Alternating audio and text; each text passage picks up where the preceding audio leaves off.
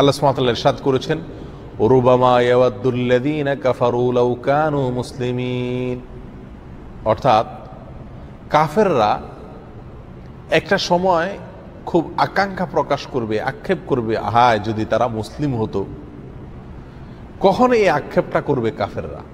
দুনিয়াতে তো আক্ষেপ করলে তো মুসলমানই হয়ে যেত, তাহলে আক্ষেপটা কখন করবে?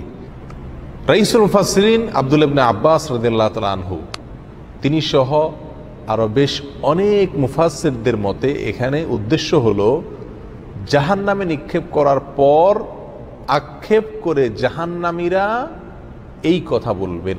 জাহান্নামীদের মধ্যে দুই ধরনের লোক থাকবে, এক তো হলো অমুসলিম কাফেররা, আর দ্বিতীয়ত হলো মুসলমানদের মধ্যে যারা পাপিষ্ঠ এবং তাদের পাপ বা গুনাহের পরে তারা তওবা করেননি অথবা তাদের তওবা কবুল হয়নি, এরকম লোকেরা জাহান্নামে যাবে। তাহলে এই দুই শ্রেণীর লোকেরা যখন জাহান্নামে থাকবে, তখন এই উভয় শ্রেণী জাহান্নামীদের মধ্যে কনভারসেশন হবে, কথোপকথন হবে। অমুসলিম জাহান্নামী মুসলিম জাহান্নামীকে বলবে যে তোমরা তো তাওহীদবাদী ছিলা, মুসলমান ছিলা, তো তোমরাও জাহান্নামে। আমরা তো আল্লাহকে বিশ্বাস করি নাই, আমরাও জাহান্নামে, তো লাভ হইল কি? তোমরা মুসলমান যে হইলা, তাওহীদ লালন করলা, ফায়দা কি হলো, লাভ কি হলো? তোমরাও জাহান্নামে, আমরাও জাহান্নামে।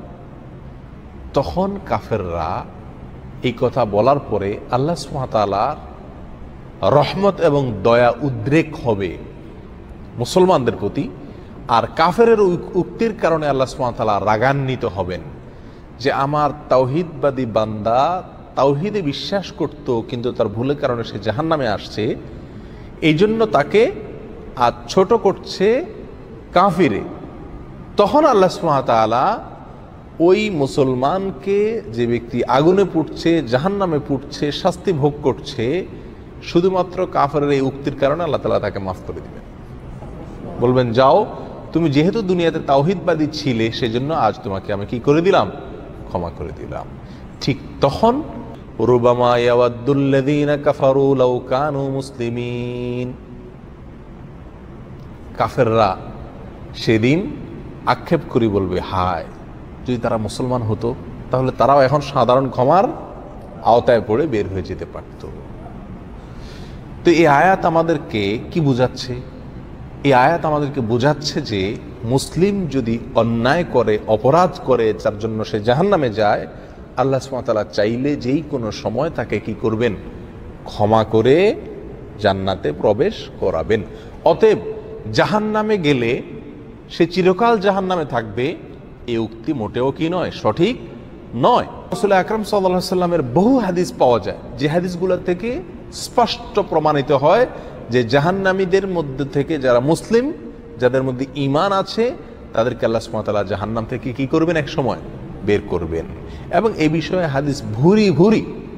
যে হাদিসকে স্বীকার করে সে কোনোদিন এই আকীদাকে অস্বীকার করতে পারে না যে মুসলমান মুমিন ব্যক্তি জাহান্নামে তার অপরাধের কারণে গেলেও একসময় সে জান্নাতে ঠিকই কি করবে? প্রবেশ করবে।